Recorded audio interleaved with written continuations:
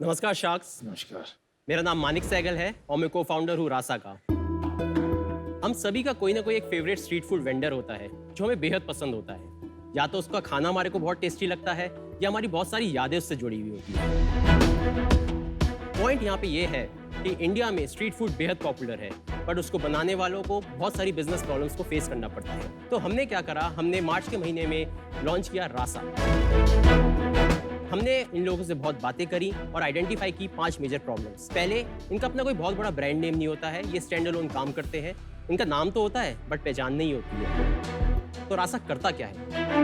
हम उनको एक प्रॉपर ब्रांडिंग देते हैं रासा की और सबको एक यूनिक नंबर देते हैं, रासा कार्ड 1, रासा कार्ड 2, रासा कार्ड 3। दूसरा, इनके पास FSAI लाइसेंस नहीं होता है, जिसकी वजह से इनका काफ़ी शोषण होता है। हम इनको एक लाइसेंस प्रोवाइड कराते हैं। इन दोनों चीज़ों के लिए हम इनसे कोई चार्ज नहीं करते।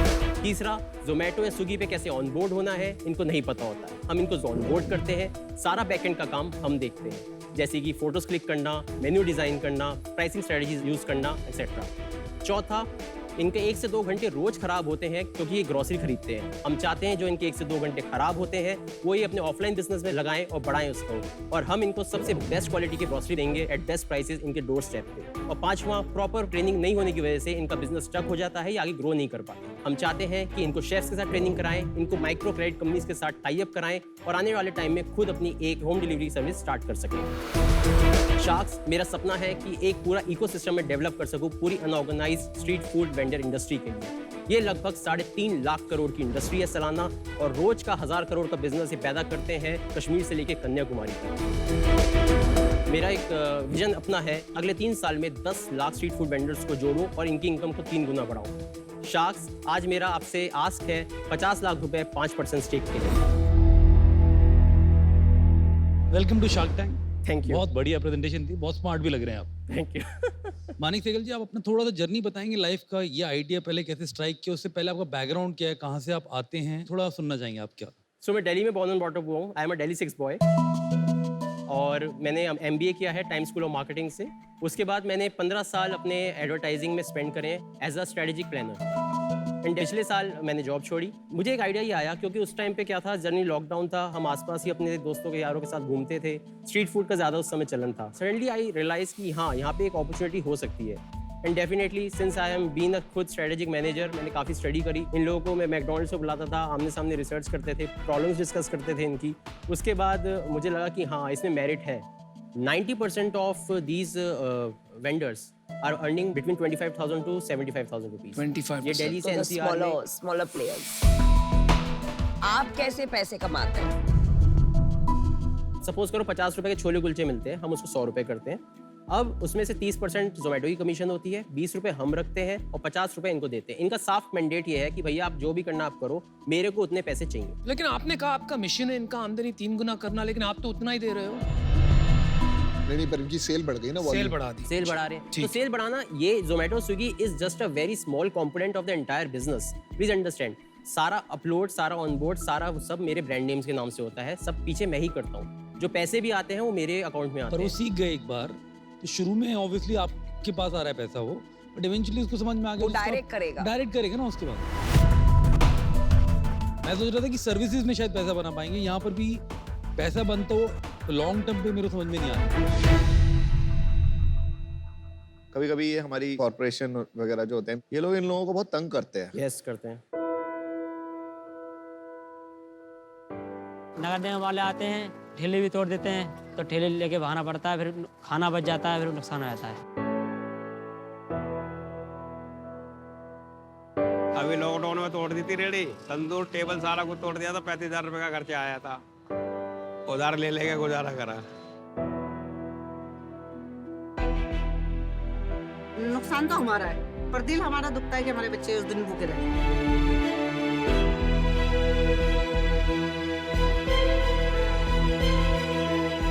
अब जब ये लाइसेंसिंग वगैरह हो जाती है तो ये तंग करना बंद कर देंगे। Very important point. ये अकेले हैं। अगर हम लोग इकट्ठे होते, फॉर एग्जांपल ये इकोसिस्टम के अंडर होते, सपोज मेरे साथ ये 1000 होते, तो कहीं ना कहीं जब ब्रांड आपका बनता है तो पुलिस को या MCD को भी कहीं ना कहीं प्रेशर्स होते हैं। So that's the motive. जब आप ब्रांड बन जाओ, अब कंप्लेन उनके पास नहीं जाएगा, सीधा आपके ऊपर बहुत सारी पेनल्टीज और फाइन लगाएंगे गवर्नमेंट। यूनियन से शायद सॉल्व हो जाए, ब्रांड से नहीं हो सकता। क्योंकि जो जगह है वो अनऑथराइज्ड यूज है, हाँ ठीक है? तो एक तरीके से गवर्नमेंट भी अपनी जगह सही है कि ये जगह पे ये इस काम के लिए नहीं बनी थी। आप क्या करोगे? आपने इसके बारे में सोचा है कि ब्रांड जब बन जाएगी और तकलीफ नहीं आएगी? सच पूछिए तो मेरे को ऐसा लगता है कि it will be other way round. जब आपके पास एक मनी माइट होगी या एक पावर होगी तो आप इनसे एटलीस्ट लड़ सकते हैं, वकील जा कर सकते हैं, कोर्ट में जा सकते हैं। Court will shut you down as a company. मैं अनुपम की बात से सहमत हूँ। तो रेगुलेटेड वाला प्रॉब्लम आ जाएगा कि ये तो बिल्कुल अनरेगुलेटेड एनवायरनमेंट को आप अगर ब्रांड बनाओगे तो आपके पीछे आएंगे सारे। लेकिन आप कार्ट पे जो लोगो लगा रहे हैं, ब्रांड लगा रहे हैं, उससे बहुत तकलीफ हो सकती है भाई। आपका काम ही बंद हो सकता है ओवरनाइट। ये बात पे गौर करने की जरूरत है। तो आप अभी कितना पैसा बनाते हैं? अभी हमने 20 लोग अपने अंडर में लेके आए हैं क्योंकि मैं मिनिमल वाइबल प्रोडक्ट बना रहा था और लगभग 40,000 रुपए मैंने लास्ट मंथ अपना रेवेन्यू कमाया है अगस्त के महीने। नहीं, 40,000 रुपया आपका कमीशन है कि 40,000 रुपया GMV है? GMV। यार फिर तो आपने बहुत भारी रकम मांग ली इधर। 50 लाख का 10 करोड़ बहुत हो गया अभी। यस। लेकिन आप तो मतलब प्रोटोटाइप स्टेज में हो, ऐसे कह सकते हैं हम। प्रूफ ऑफ कॉन्सेप्ट भी नहीं है। Zomato and all, I agree with Amit कि एक बार वो सीख गए, सेकंड टाइम आपको एलिमिनेट कर देंगे बिकॉज व्हाई विल दे पे यू फॉर इट। मार्केटिंग कितने भी छोटे हो, किसी को भी एक प्राइड होता है अपने नाम से मार्केटिंग करना, ना कि आपके ब्रांड नेम से। स्पेशली अगर वैल्यू प्रोपोजिशन इतना हाई नहीं है। So it's to early for me, so I am out, but I always wish you the best. मैं काफी इम्प्रेस्ड हूँ कि आपने जेन्युइनली इम्पोर्टेंट प्रॉब्लम और बड़ी प्रॉब्लम पकड़ी है। तो काम हो सकता है और टेक बनाना पड़ेगा आपको बहुत जबरदस्त इसके अंदर। Please help. फटाफट। तो नहीं, अभी ये थोड़ा अर्ली है मेरे लिए। अगर आपके साथ कोई को-फाउंडर होता टेक का तो मैं जरूर इसमें भी इन्वेस्ट कर देता। I am out, but best of luck. आपका को-फाउंडर है कोई? हाँ, मेरा को-फाउंडर विकास शर्मा। वो क्या करते, बैकग्राउंड क्या और क्या काम संभालते? So basically he is into KPO, he was running KPO। अच्छा। अब जब वो आए हैं उनका काम होता है इन लोगों से बात करना, टाई अप कराना और प्रॉपर जो भी कार्ड्स होती है उनकी ब्रांडिंग करना। और इनके पास इक्विटी कितनी है? 50-50 है हमारे पास। अच्छा जी। वैसे मैं आपको एक बात बताऊँ, मैं 45-45 है। 10% मैं इन स्ट्रीट फूड वेंडर्स पे रखना चाहता हूँ क्योंकि अगर अगले कभी हम आगे गए, IPO में गए, तो वो 10% उस टाइम पे जितने भी अरे ऑनबोर्ड होंगे, आपने हम बहुत उनका डिटेल में proper share। Consumer backward business बना रहे हैं आप, and I can also sense empathy कि आपको Yes। जेन्युइनली कंसर्न है। Very good. इस पे रेगुलेशन पे थोड़ा काम कर सकते हो तो कर लो। You are too early for an investment. अभी आपको बहुत काम खुद करना पड़ेगा। अभी मैं आपकी वो वाली हेल्प नहीं कर सकता कि आपका बिजनेस बैठ के मैं बनाऊं। अभी मैं आउट हूँ, but next year I hope आप यहाँ पे फिर से मिले और अब बताओ कि देखो मैंने ये बना दिया।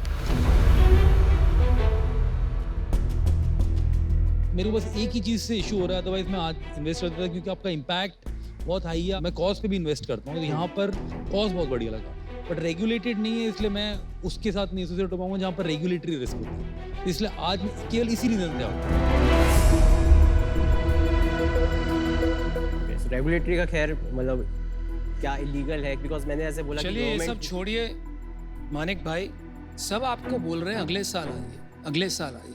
तो इन्होंने ऑलरेडी मन बना लिया कि आपको ऑफर नहीं मिलेगा। ऐसा कैसे हो गया भाई? मैं काफी बोल चुका हूं कि मेरा एक T मॉडल है जब मैं इन्वेस्टमेंट करता हूं। एक होता है टैम, टोटल एड्रेसेबल मार्केट, तो सब ने आपको कह ही दिया कितना बड़ा मार्केट है। दूसरा होता है टाइमिंग, और मैं समझता हूँ टाइमिंग भी सही हो गया। ट्रैक्शन एक और T होता है, वो डामाडोल है। अभी आपके पास प्रोडक्ट मार्केट फिट नहीं है।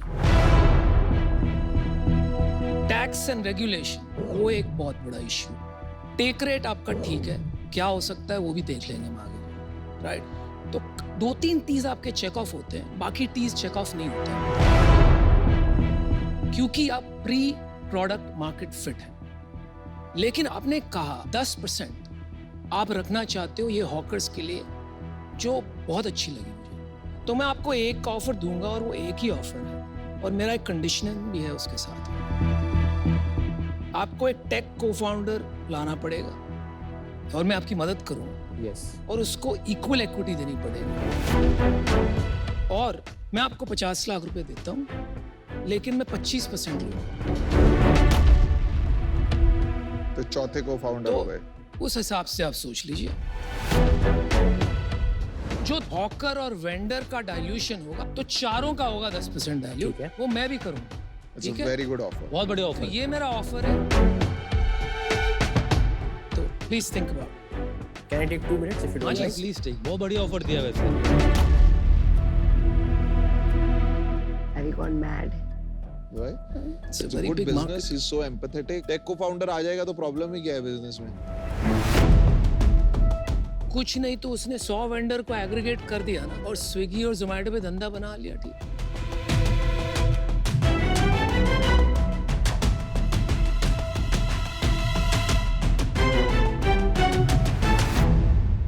Okay, Sharks, I will take this order. Offer. Congratulations. No, मैं बहुत खुश हूँ आप आज डील लेके जा रहे हैं and this can be big. मैं पता क्या चाहता हूँ, अगले साल आप आओ ना तो आप विकास और अनुपम यहाँ तीनों खड़े हो और हम तब डील करेंगे।